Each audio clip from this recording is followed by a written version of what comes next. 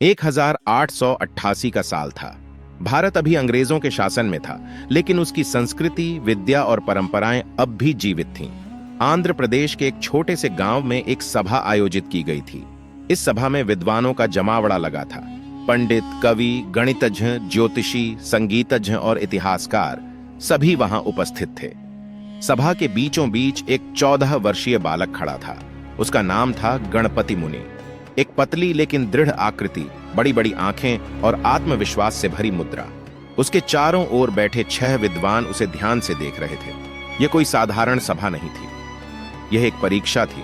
एक ऐसी परीक्षा जिसमें गणपति मुनि को अपनी विलक्षण प्रतिभा का प्रमाण देना था।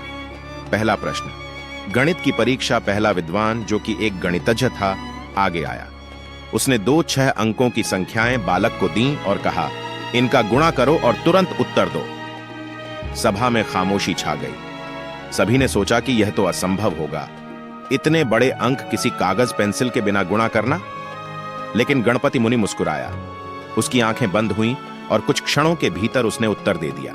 गणितज्ञ ने झट से कागज पर हिसाब लगाया और जब उत्तर सही निकला तो वह चकित रह गया। सभा में हलचल मच गई। दूसरा प्रश्न। काव्य की परीक्षा। दूसरा विद्वान, जो एक महान कवि था, खड़ा हुआ। उसने एक संस्कृत श्लोक की अंतिम 2 पंक्तियां पढ़ी और कहा, अब तुम इसकी पहली 2 पंक्तियां रचो। गणपति मुनि ने कुछ पल आंखें बंद की और फिर बिना रुके बोलना शुरू किया। उसकी वाणी में एक अद्भुत लय थी, जैसे कोई अनुभवी कवि बोल रहा हो। सभा मंत्रमुग्ध हो गई। तीसरा प्रश्न। तात्कालिक कविता निर्माण। अब तीसरा विद्वान आगे आया। उसने बालक के सामने एक विषय रखा और कहा, अब इस विषय पर एक संस्कृत श्लोक बनाओ। गणपति मुनि के चेहरे पर कोई तनाव नहीं था। वह क्षण भर के लिए मौन हुआ और फिर जैसे कोई दिव्य प्रेरणा पाकर बोलने लगा। उसके शब्द इतने गहरे थे कि वहां बैठे सभी विद्वान सिर झुकाने को मजबूर हो गए। चौथा प्रश्न। ज्योतिष का परीक्षण। चौथा विद्वान ज्योतिषी था। उसने कुछ कठिन ग्रहों की स्थिति प्रस्तुत की और कहा, बताओ इन स्थितियों का क्या प्रभाव पड़ेगा। गणपति मुनि ने ग्रहों की स्थिति पर गहराई से विचार किया और उनके प्रभावों की व्याख्या की। उसकी बातें इतनी तर्कसंगत थीं कि स्वयं ज्योतिषी ने स्वीकार किया कि बालक की समझ विलक्षण थी। पांचवां प्रश्न। संगीत की पहचान। अब पांचवां विद्वान, जो कि एक संगीतज्ञ था, आगे आया। उसने एक अजीब सा राग गुनगुनाया और कहा, बताओ ये कौन सा राग है।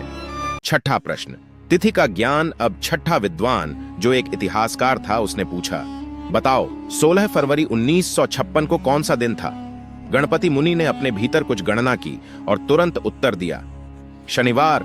इतिहासकार ने अपनी पुस्तकों में देखा और पाया कि उत्तर एकदम सही था। अंतिम परीक्षा। ध्यान की शक्ति। जब ये सभी प्रश्न पूछे जा रहे थे, तभी सभा के पीछे खड़ा एक आदमी लगातार घंटी बजा रहा था। यह एक और परीक्षा थी। गणपति मुनि को यह भी बताना था कि अब तक कितनी बार घंटी बजी थी। बालक ने उत्तर दिया, 136 बार। जब गणना 135 बार की गई तो यह उत्तर भी सही निकला। अब पूरा सभागार तालियों की गड़गड़ाहट से गूंज उठा। अवधान विद्या का रहस्य। सभा समाप्त हुई, लेकिन सभी के मन में एक ही प्रश्न था, गणपति मुनि यह सब कैसे कर पाया। बालक ने उत्तर दिया, मैंने कोई जादू नहीं किया, यह अवधान की विद्या है। यह विद्या हमारे गुरुकुलों में सिखाई जाती थी। अवधान का अर्थ है मन को पूर्ण रूप से केंद्रित करना। इसके बाद उसने समझाया कि किस तरह प्राचीन समय में बच्चे इस विद्या को सीखकर एक साथ कई चीजों पर ध्यान केंद्रित कर सकते थे। उन्होंने बताया कि यह विद्या केवल ध्यान केंद्रित करने की नहीं, बल्कि मानसिक क्षमता को चरम सीमा तक विकसित करने की भी थी। गणपति मुनि ने अपनी इस विद्या से पूरी सभा को अचंभित कर दिया। धीरे धीरे यह बात पूरे राज्य में फैल गई। विद्वानों ने मिलकर तय किया कि वे इस भूली बिसरी विद्या को फिर से जीवित करेंगे और आने वाली पीढ़ियों को सिखाएंगे। आज भी दक्षिण भारत के कुछ गुरुकुलों में अवधान की यह प्राचीन विद्या जीवित है।